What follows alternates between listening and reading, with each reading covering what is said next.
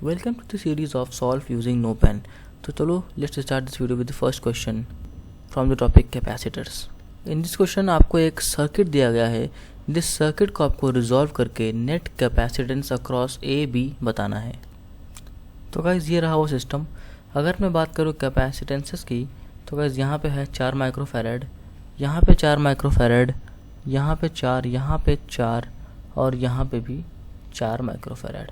तो भाई इस सिस्टम के लिए आपको सिंपली ए और बी के अक्रॉस नेट कैपेसिटेंस निकालना है. तो गाइस वीडियो को पॉज करो और ट्राई करो इस क्वेश्चन को करने की बिना पेन और पेपर के इस्तेमाल किए. सॉल्यूशन को स्टार्ट करने से पहले इसका मैं आंसर रिवील कर देता हूँ. तो भाई ए और बी के अक्रॉस जो नेट कैपेसिटेंस की वैल्यू आ रही है इट इज़ 8 माइक्रोफैरड. तो भाई देखते हैं किसका सही हुआ और किसका गलत. तो भाई सबसे पहली बात तो ये कि ये और ये दोनों कैपेसिटर्स हैं वो सीरीज़ कॉम्बिनेशन में हैं. तो भाई मुझे इन दोनों की जगह सिंपली एक कैपेसिटर दिख रहा है जो कि 2 माइक्रोफैरड का है. तो यार अगर मैं पॉइंट्स की बात करूँ तो ये पॉइंट अगर ए है तो भाई ये पॉइंट भी ए है, ये बी है तो ये बी भी है. तो इसका मतलब कि एक तो ए और बी के बीच में ये हो गया 2 माइक्रोफैरड का कैपेसिटर, साथ ही साथ ए और बी के बीच में एक और कैपेसिटर है ये 4 माइक्रोफैरड का, और ए और बी के बीच में एक और कैपेसिटर है इस रास्ते के ज़रिए जो कि सीरीज़ कॉम्बिनेशन होगा इनका और इनका, दैट इज़ 2 माइक्रोफैरड. तो भाई अब 3 कैपेसिटर मिले पैरेलल कॉम्बिनेशन में. पहला यहाँ पे 2 माइक्रोफैरड, दूसरा यहाँ पे 4 माइक्रोफैरड और तीसरा यहाँ पे 2 माइक्रोफैरड. तो भाई 4 2 2 अगर इन तीनों का पैरेलल कॉम्बिनेशन में निकालूँ तो ये निकल करके आता है 8 माइक्रोफैरड के बराबर, एंड दैट्स द आंसर. तो भाई ये तो हो गया सवाल सॉल्व बिना पेन का इस्तेमाल किए. पर मुझे ऐसा लग रहा है कि यार कई बच्चों को ये समझ में नहीं आया होगा, तो उनके लिए मैं थोड़ा बहुत हिंट दे देता हूँ कि भाई पहली बात तो ये कि ये दोनों कैपेसिटर हैं सीरीज़ में, इसलिए यहाँ पे आ गया 2 माइक्रोफैरड. फिर ये दोनों कैपेसिटर हैं सीरीज़ में, यहाँ पे आ गया 2 माइक्रोफैरड. और फिर ये और ये तीनों हैं पैरेलल में, इसलिए 2 + 4 + 2 = 8 microfarad, and that's our answer. तो यार अभी भी यार अगर आपको कोई डाउट है तो आप कमेंट्स में पूछिए ज़रूर, we will answer it there. Let's move on to the next question. तो गाइस इस क्वेश्चन में आपको एक सर्किट दिया गया है. रेजिस्टेंस की मैं बात करूं तो भाई यहाँ पे है 1 ओम का, यहाँ पे 2 ओम का, यहाँ पे 3 ओम का और यहाँ पे भी 3 ओम का. इस और इस पॉइंट के बीच एक कैपेसिटर लगाया गया है जिसकी कैपेसिटेंस के बारे में कुछ भी नहीं कहा गया है. बैटरी की औकात है 24 वोल्ट अंदर, यहाँ पे एक स्विच है. तो अगर हम इस स्विच को क्लोज कर दें तो यार t = इन्फिनिटी यानी कि लास्ट टाइम बाद आपको VA - VB बताना है, यानी कि potential difference between the points A and B. तो यार वीडियो को पॉज करो और इस क्वेश्चन को ट्राई करो बिना पेन और पेपर के इस्तेमाल किए. देखते हैं कितने लोगों से ये सवाल बन पाता है.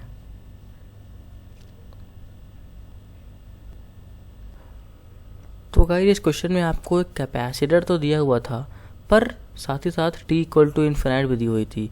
तो यार t = इन्फिनाइट और कैपेसिटर साथ में मेल भाव नहीं खाते, क्योंकि हमें पता है कि अगर किसी भी कैपेसिटर को हम इनफ टाइम दे दें तो वो पूरी तरह से चार्ज हो जाएगा, और अगर वो पूरी तरह से चार्ज हो गया तो इसका मतलब कि वो एक ओपन सर्किट की तरह बिहेव करेगा. तो इसका मतलब कि सिंपली आप ये एज्यूम कर सकते हैं कि भाई पॉइंट ए और पॉइंट बी के बीच में कुछ है ही नहीं. ठीक है, तो अब देखते हैं. तो यार अब तो मैं सिंपली क्या करूँगा कि मैं ये निकाल लूँगा कि भाई नेट करंट 24 वोल्ट की जो बैटरी हमने लगाई है उससे क्या निकल रहा है.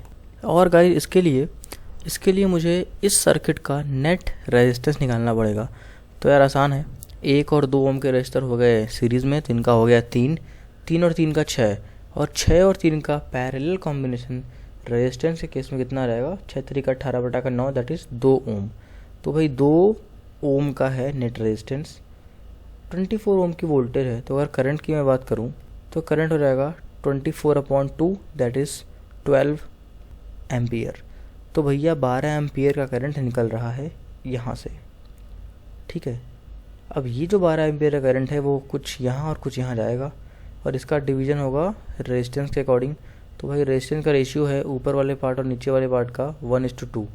तो इसका मतलब कि अगर 1:2 में मैं 12 एम्पियर करंट को डिवाइड करूँ तो ये आएगा 4 एम्पियर एंड 8 एम्पियर।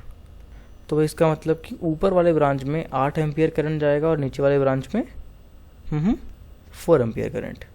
तो यार अगर वोल्टेज मुझे निकालना है ए और बी का, तो सिंपली मैं एक काम करता हूँ, मैं यहाँ पे वोल्टेज 0 ज़ूम कर लेता हूँ। तो इसका मतलब कि इधर पूरी तरफ वोल्टेज हो जाएगा 24। तो अब मैं देखता हूँ कि ए की वोल्टेज क्या है। तो भाई हमें पता है कि ऊपर वाले जो पार्ट है उसमें करंट कितना है, 8 एम्पियर। तो 8 × 1 हो जाएगा 8। तो इसका मतलब कि वी ए हो गया 8। अगर मैं बात करूँ, सॉरी, वी ए हो गया 24 - 8, क्योंकि इस पॉइंट का पोटेंशियल 24, दैट इज़ 16। तो अगर मैं बात करूँ वी बी की, तो वी बी क्या हो जाएगा 24 - 4 × 3, क्योंकि 4 एम्पियर का करंट इधर जा रहा है। तो ये हो जाएगा 24 - 12, दैट इज़ 12। तो इसका मतलब बी का पोटेंशियल हो गया 12। आंसर आ गया 4 वोल्ट। इसका कैलकुलेशन पार्ट थोड़ा सा ब्रेन हीटिंग था, पर ठीक है भाई, इतना आपको अपने दिमाग को ट्रेन करना ही पड़ेगा अगर जेई मेंस और जेई एडवांस आपके टारगेट में है तो। मुझे पता है कि भाई कुछ बच्चे होंगे जो 11th से 12th में जा रहे हैं, या फिर जो नई नई कॉन्सेप्ट्स है, मतलब कि जिनके लिए ये कॉन्सेप्ट, कुछ बच्चे होंगे जिनके लिए ये कॉन्सेप्ट काफ़ी नया होगा। तो भाई उनके लिए भी मैं चीज़ें थोड़ी सी आसान कर देता हूँ पेन का इस्तेमाल करके। तो यार मैंने क्या बताया कि यहाँ से करंट निकल रहा है 12 एम्पियर का, इधर गया 4 एम्पियर, इधर गया 8 एम्पियर।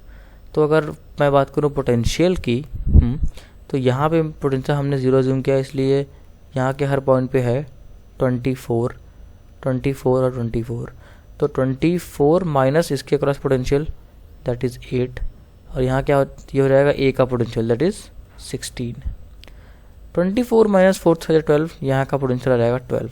तो 16 - 12 हो जाएगा आपका 4 वोल्ट, और वही है आंसर। हाँ भाई, चीज़ें लगता है कुछ ज़्यादा ही टफ हो गई।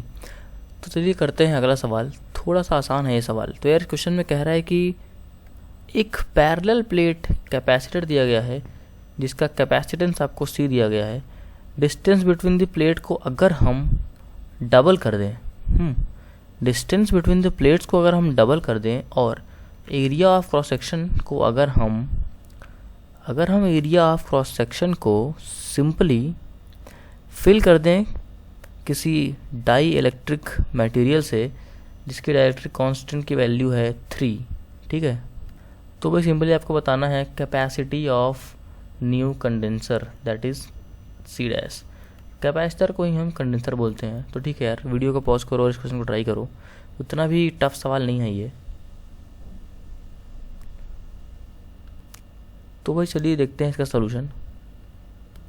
कैपेसिटर की अगर मैं बात करूं तो यार कैपेसिटर को मैं लिखता हूं ε0 A/d, ठीक है। तो भाई अगर C है इसका इनिशियल कैपेसिटर, तो अगर C को, तो इसका मतलब कि C को मैं लिख दूंगा ε0 A/d, ठीक है। अब इस क्वेश्चन में कह रहा है कि भैया डिस्टेंस को डबल कर दिया और साथ ही साथ एरिया बिटवीन द प्लेट्स को K = 3 वाले डाइलेक्ट्रिक मटेरियल से भर दिया। तो इसके लिए अगर मैं C डैश लिखूँ तो ये क्या होगा, एप्सिलॉन की जगह 3 एप्सिलॉन, ठीक है। तो 3 ε0 इंटू ए तो ए सेम ही है, तो 3 ε0 A/2d, क्योंकि डिस्टेंस को हमने डबल कर दिया। तो भैया अगर मैं देखूँ तो 3/2 टाइम्स ऑफ ε0 A/d, और ε0 A/d को हमने बोला है कि वो है अपना C डैश। तो यहाँ पे C डैश की वैल्यू आ जाएगी 3/2 C, and that's the answer. आसान सवाल था। इतने से एक्सप्लेनेशन से ही ये सवाल, मुझे उम्मीद है कि भाई सबको समझ में आ गया होगा। तो खैर, let's move on to the next question. इस क्वेश्चन में भी आपको भैया एक पैरेलल प्लेट कैपेसिटर दिया गया है, और इन दोनों पैरेलल प्लेट्स के बीच में जो इलेक्ट्रिक फील्ड है E, उसके बारे में कहा जा रहा है कि भैया E अपना यूनिफॉर्म है, E अपना कांस्टेंट है। If the distance between the plates is D and the area of cross section is E, तो वो सिंपली आपको energy stored in the capacitor बताना है। तो यार वीडियो को पॉज करो, इस क्वेश्चन को ट्राई करो, देखते हैं कितने लोगों से ये क्वेश्चन बन पाता है।